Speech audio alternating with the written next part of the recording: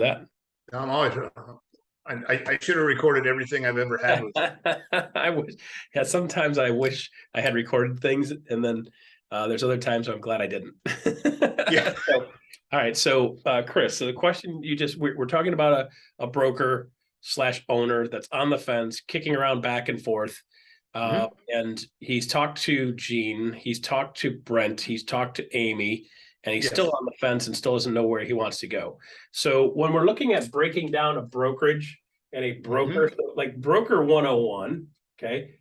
One of the things that you said earlier that was really telling and really interesting is that you said, when we asked him numbers, he didn't really know the numbers. And then when we finally got a conversation about numbers, he wasn't prepared for that either. And my response back to you was what?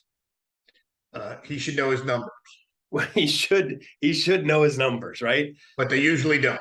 And they almost never do, right? They almost Correct. never do. So this is true for brokers, and this is true for realtors. So when I Mhm. ask a realtor how many closings they've had, they're guessing most of the time. They don't know, which is why I Right. love to say, okay, so if you could have a dashboard that showed you exactly where you stood in your cap, exactly how many sales you got, exactly how many you've done in the last 12 months rolling, so you can gauge your business and know whether you're doing good or doing bad. Would you like a tool like that? Yes, good. Well, that's part of built right into the front door of EXP is like, here's know your numbers, jump on the dashboard, Right. everything, right? So with Right. a broker, you'd think a broker would have some method of tracking some of that. And the majority of the time, they do have some kind of back end thing, but do they actually really know what their numbers are? And the answer is no. And here's the crappiest part about the whole thing with that, Chris. They go based on feel. Okay, so a lot of times they're Mhm. running their business based on feel. Well, it feels pretty good. Well, if you're losing your ass every month, but it feels good, that's not a good business. Well, but it feels good. I feel great that I'm losing my ass every month. Like I just ignore it. It'll go away. Yeah. So like I'm the ostrich. I've got a lion creeping up on me. I stick my head in the sand and be like, hey man, I'm good. Like that guy doesn't exist. I can't see anything that's gonna kill me. Right. Like, and the lion's like, seriously, really? Like, come on, man. This just Right. got So easier. yeah, so this is not an unusual business model to see, right? So the first Mhm. things first is now you've had them talk to 3, 4, 5, 6 people. So Yes. the first thing first for me would be, is EXP a good fit for him? Mhm. Okay. So how do we determine if EXP is a good fit for him? Uh, well, I would have thought the numbers would have been the first place to start, but I don't think that's the right answer now because Yeah. it doesn't feel like the right answer. Yeah. So the way to find out if EXP is a good fit, does he think EXP is a good fit for him right now, is to ask him, Yes. right? And Mhm. that's like, I know you're like, oh my God, I got my head going 800 different directions. What is he ask? What is Russ asking me? Pretty much, I'm always asking you to ask a question, right? So one of the things that we guess at is we guess what he thinks, we guess what he's going, we guess what his hangups are. So I'm just going to simply ask him, okay, so you've met with 2, 3, 4 different people. Based on those conversations, do you think EXP is a good fit for you or not? Right. Okay, so that's a yes or no. And you're like, yes or no. Okay, great. So here's the fun part. Typically, you'll say, don't ever ask people yes or no questions. Okay, so if he says yes, here's the thing. If he says yes, great. So what specifically about EXP do you think is the best fit for you right now? Okay, if he Okay. said no, okay, so you don't think EXP is the best fit for you right now. What specifically are you either not clear on or do you think is not a good fit for you with EXP? So now by asking a yes or no question, you've got the ability to follow that up with what specifically makes you think it's a good fit. Great, because I want to know what that is, because then I can keep poking that, right? And maybe Mhm. no, it's not. Great. So based on that, no, it's not. So let me ask you quickly, what do you think about EXP? Do you think is not the best fit for you? Many times when they say no, they don't think it's a good fit. And I ask the additional leading question. Now it's open-ended, and I get him to talking about exactly what I want him to talk about, which is what does he think is not a good fit? Many times there's a misunderstanding or a just lack of any understanding, not even misunderstanding, just a lack of understanding. So um, Right. the ultimate goal when you're talking with a brokerage is you got to get to why are they thinking about doing something and or selling. So I've got a white paper kind of thing that I wrote up. When I was in a previous role, somebody said, hey, Russ, we want to start focusing on acquisitions. We want to get some of the managers talking to people about acquisitions.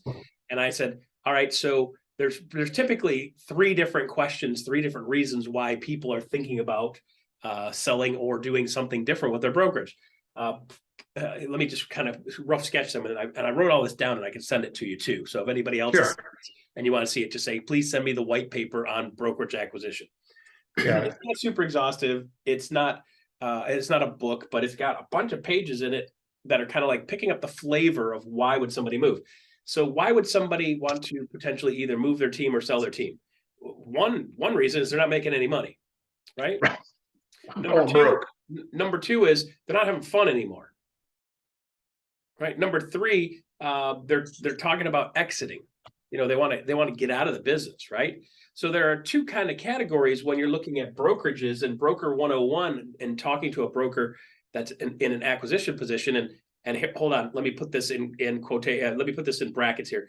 And by the way, if you're talking to somebody that isn't a franchise, that has a franchise agreement that's not within 6 months of their franchise agreement ending, you do not continue conversation with them at all. You can tell them about EXP, but you cannot talk to them about their brokerage, cannot talk to them about how to separate from the brokerage, cannot do anything that would be considered interference or interference with regard to their agreement. They have a legal agreement with another company, and we cannot, as a business person, interfere with that, knowing. Right? So with that said, you've got people that get into, so there's two kinds of people. There's people saying, hey, I want to get out of the business. And there's people saying, I want to take my business to the next level, but I don't have the tools I need to get to the next level.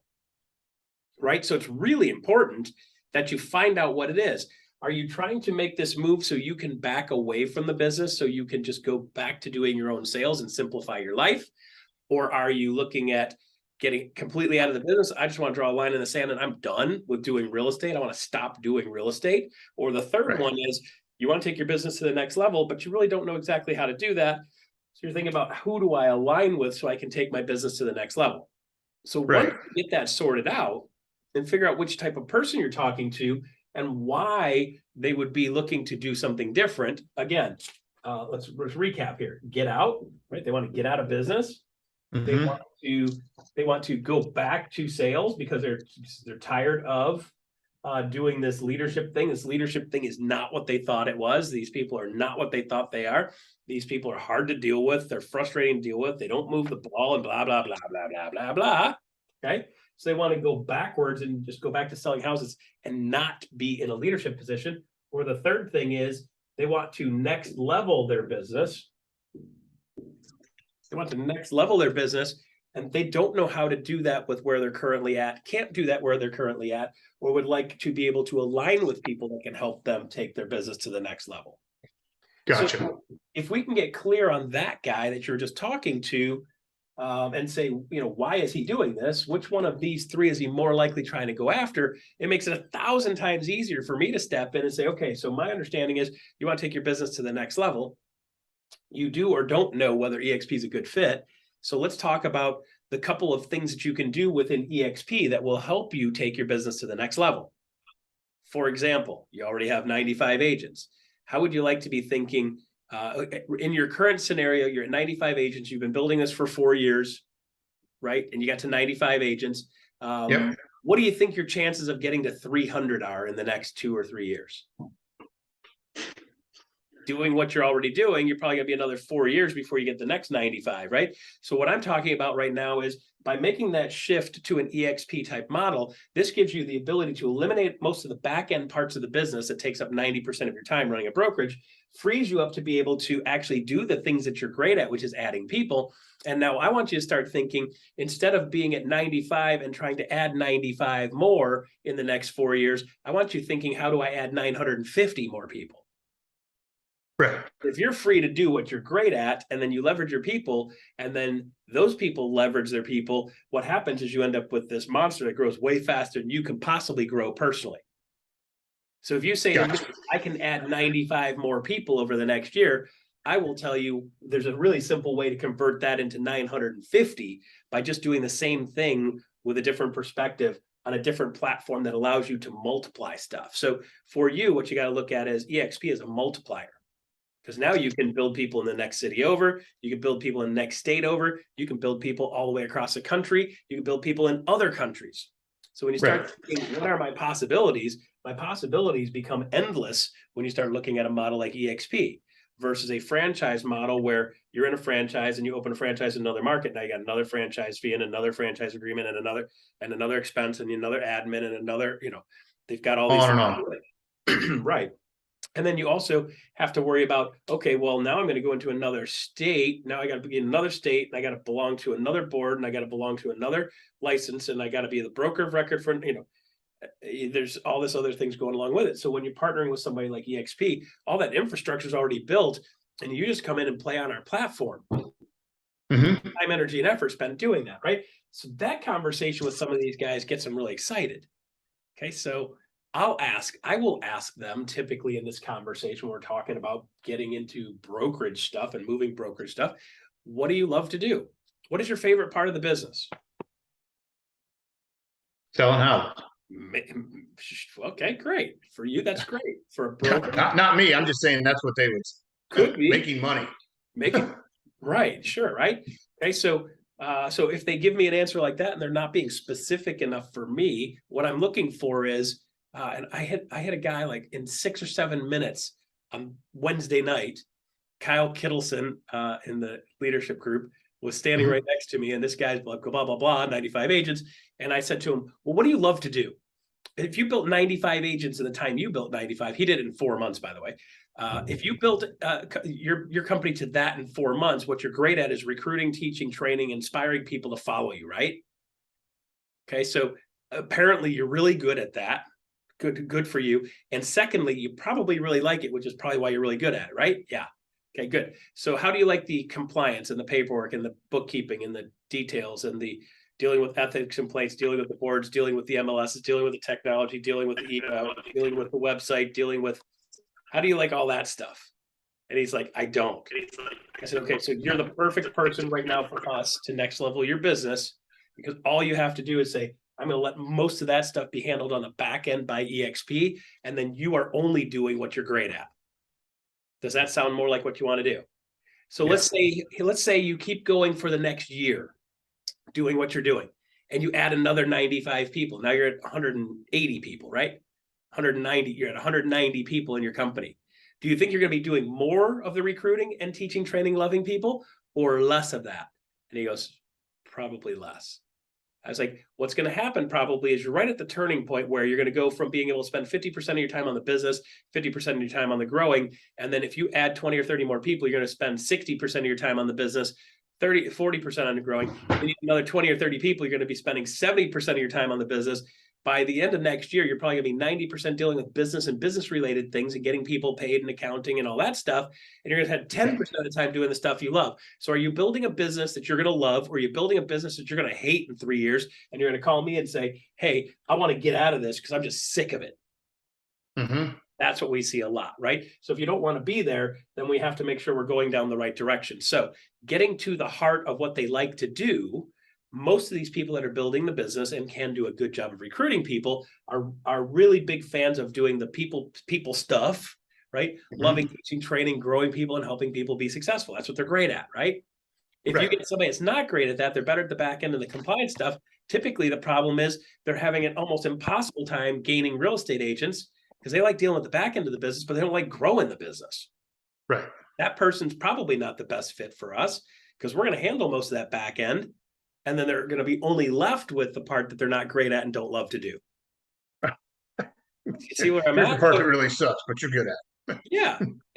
By the way, we're going to take away all the stuff you love and make you only do things that suck.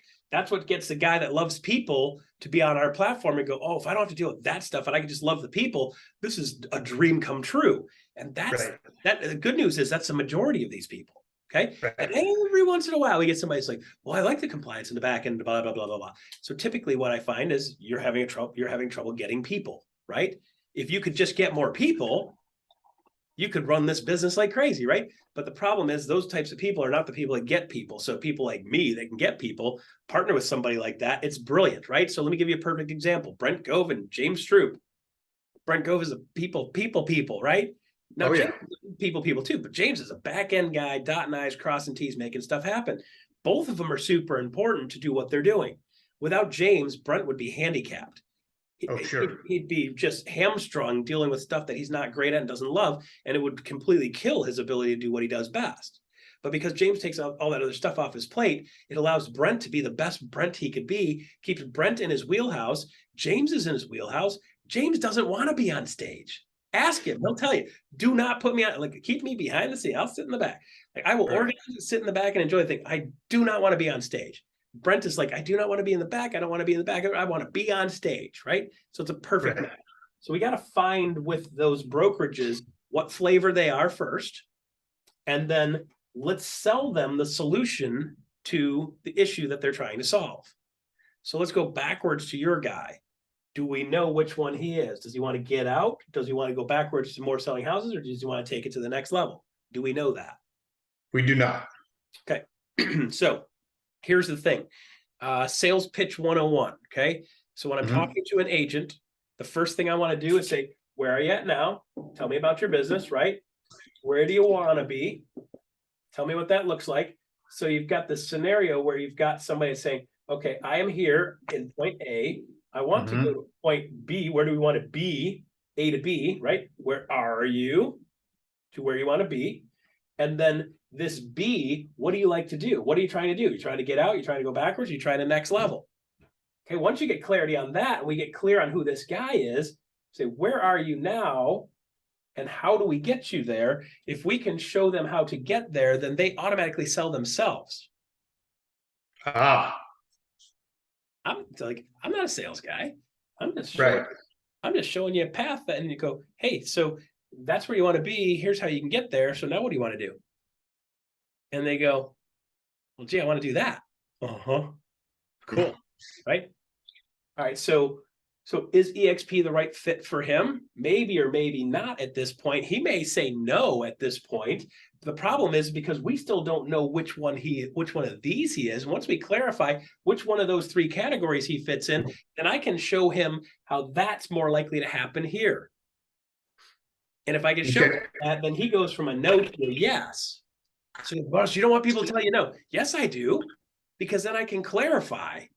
And I can go backwards and say, okay, you said no, it's not. Well, if I just sold him on technology, I sold him on compliance, I sold him on paychecks and logos and marketing pieces, and all he wants to do is just grow people and love people and train people and teach people, I'm selling him the wrong stuff. Well, what if we could get you in the loving, teaching, training, growing people? If we can get you doing more of that, would this be a better fit? And then he goes to a yes. Yes, that would. Great. So let's talk about that. In the meantime, here's some other things you get too. But let's focus everything on how he can next level his life and business and do more of what he loves. Now it sells itself, right? So when you're talking about Broker 101, first things first, with your guy, you're going to go because you've already talked to him. Ask him, based on the conversations we've had, does EXP sound like it's a good fit for you, yes or no? And if he says yes, great, perfect. Well, what parts of it do you love? What parts of it do you like? Make sure you get clear on that, okay? And then the second thing is if he says no, then say, okay, so based on that, well, let me ask you, what specifically don't you think is a good fit for you?